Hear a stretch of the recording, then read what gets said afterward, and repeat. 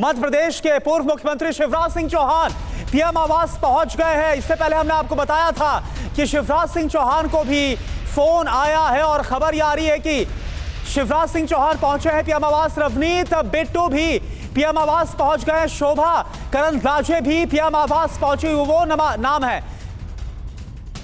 और देखिए हमारे साथ जो खास मेहमान हर्षवर्धन जी, शिवराज सिंह चौहान विदिशा से आते हैं, प्रचंड जीत वहां पर हासिल की है। इस बार कैसा कद हो सकता है, कैसी प्रोफाइल हो सकती है, क्या उनके साथ जा रहा है? देखिए, मुझे लगता है कि ये एक बहुत योग्य चयन और समय का चयन है। और जब प्रधानमंत्री नरेंद्र मोदी गए थे तो उन्होंने एक बात कही थी। उन्होंने कहा कि हमने और शिवराज जी ने साथ में संगठन में काम किया है, हम लोग एक साथ पहले भी आगे काम करते रहे, बीच में वो अपना इधर आ गए, हम उधर चले गए, लेकिन हम अगली बार जो सरकार आने वाली है उसमें शिवराज जी को दिल्ली लेकर जाने वाले हैं। मुझे लगता है कृषि मंत्री के लिए इनसे बेहतर चयन कोई नहीं होगा। हालांकि ये प्रधानमंत्री का विशेषाधिकार है। बस एक सवाल, क्या किशोर जी कुछ इधर आ रहे हैं क्या? आज वो बात बड़ी अच्छी कर रहे हैं और शुभकामना भी दी उन्होंने बड़े प्यार से।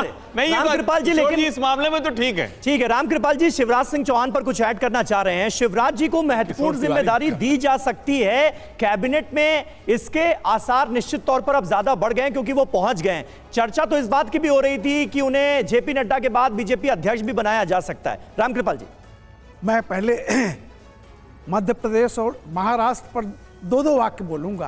पहली बात तो यह है कि किशोर जी को बहुत बहुत धन्यवाद कि उन्होंने मुझे पहचान लिया कि मैं ही बैठा हुआ हूं। और आज मैं वाकई उनको धन्यवाद इसलिए दे रहा हूं कि बहुत पॉजिटिव ढंग से उन्होंने चीज़ों को रखा है। मैंडेट जो है उसको मान लीजिए, ऑब्जेक्टिव, देखिए सच्चाई जो होती है ना, truth is objective not subjective. सच्चाई संख्या की होती है, संख्या है, बहुत अच्छा। और मैं तो ये भी कहूँगा कि जैसा हर्षवर्धन भी अभी शायद कहने जा रहे थे, किशोर जी की आज इस बात को मैं पॉजिटिव संदर्भ में लेता हूँ कि बीजेपी अलायंस, एनडीए अलायंस जो अभी 300 के आसपास है, मुझे लगता है उसमें कम से कम 10 सीटें और मुझे बढ़ती हुई दिखाई पड़ रही है इस तारीख में। ठीक है। और देखिए हमारे साथ एलजेपी रामविलास के chief spokes person doctor Rajesh Bhatt भी हमारे साथ जुड़े हुए हैं। भट्ट साहब, देखिए चिराग पासवान को फोन आ गया, वो मुलाकात करने के लिए पहुंच भी गए, जो जानकारी आ रही है। क्या लग रहा है आपको, कैसा कद हो सकता है चिराग पासवान का? क्या उम्मीद है और क्या नंबर बढ़ सकते हैं क्या एलजेपीआर की तरफ से? देखिए, नंबर और पद की लालसा में हम लोग राजनीति नहीं करते। हमारे पार्टी के राष्ट्रीय अध्यक्ष का कहना है कि हम निष्ठापूर्वक एनडीए में हैं और हमारा विश्वास है आदरणीय नरेंद्र मोदी जी पर। तो पद कोई मायने नहीं रखता। हाँ, निश्चित तौर पर एनडीए में जो सम्मान मिलना चाहिए, वाजिब सम्मान हमें मिलेगा, यह हमारा पूरा विश्वास है। देखिए, देश प्रथम है, उद्देश्य बड़ा है, उद्देश्य बड़ा है, इसलिए अपने निहितार्थ स्वार्थ को त्याग कर हम लोग राष्ट्रीय उद्देश्य से आगे बढ़ रहे हैं और नरेंद्र मोदी जी के नेतृत्व में देश आगे बढ़े, यह हमारी परिकल्पना है।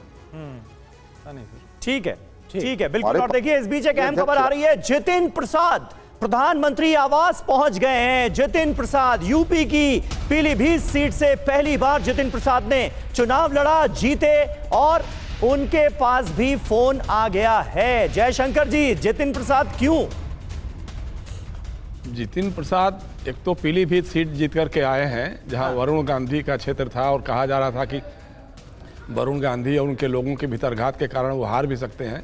और दूसरा है कि राज्य सरकार में तो मंत्री थे ही वो, और पलटी मार हैं, उनको कुछ तो कुछ तो उनको देना ही पड़ेगा। कब पलटी फिर मार जाए उसका क्या ठिकाना है। तो ऐसे लोगों को तो खुश रखना पड़ेगा ना, हर कॉम्बिनेशन में उनको खुश रखना चाहिए। इसलिए उनको मंत्री बनाया। पलटी क्यों मारेंगे आप? पलटी क्यों मारेंगे जयशंकर जी? नहीं, और देखिए, जो पलटी मारने के आदी होते हैं उनके लिए कोई ठिकाना नहीं होता, कब कहाँ चले जाएंगे। ठीक है, लेकिन बने रहे जहाँ हैं वहाँ, यानी खुश करके रखना, इसलिए जितिन प्रसाद का नाम भी निकलकर सामने आ रहा है, ये आपका कहना है। इस बीच देखिए आनंद पांडे, मैं आ रहा हूं सर, आपके पास कुछ हलचल भी है। किशोर जी आपके पास आएंगे। आनंद पांडे का रुख करते हैं, जो कि इस वक्त प्रधानमंत्री आवास से हमारे साथ जुड़े हुए हैं। आनंद, वहां पर कैसी हलचल हो रही है? देखिए एक एक करके जिनको शपथ लेनी है शाम को प्रधानमंत्री नरेंद्र मोदी के साथ वो चाय पर पहुंचना शुरू हो गया है। और जैसा कि हमने लगातार हम नाम भी दिखा रहे हैं, जितिन प्रसाद का नाम आपने लिया, इसके अलावा शिवराज सिंह चौहान जो कि मध्य प्रदेश के मुख्यमंत्री रह चुके हैं, और ऐसी चर्चा थी कि शायद इनको अध्यक्ष भी बनाया जा सकता है बीजेपी का अगला, लेकिन ये भी यहाँ पहुँच गए हैं। ये भी शाम को मंत्री पद की शपथ ले रहे हैं। मनोहर लाल खट्टर जो कि हरियाणा के मुख्यमंत्री रह चुके हैं, इस बार सांसद चुनकर आए हैं, इनके नाम पर भी चर्चा थी कि ये भी हो सकता है इनको अध्यक्ष बना दिया जाए, लेकिन ये भी यहाँ पर चाय पर पहुँच गए, यानी कि ये भी शाम को मंत्री पद की शपथ ले रहे हैं। अनुप्रिया पटेल यहाँ पहुँच गई है, ज्योतिरादित्य सिंधिया यहाँ पहुँच गए, राव इंद्रजीत की जिसका आपने चर्चा की वो यहाँ पर पहुँच गए। तो एक एक करके तमाम वो सांसद जो कि शाम को प्रधानमंत्री नरेंद्र मोदी के साथ 7:15 बजे राष्ट्रपति भवन में शपथ लेंगे। ठीक है।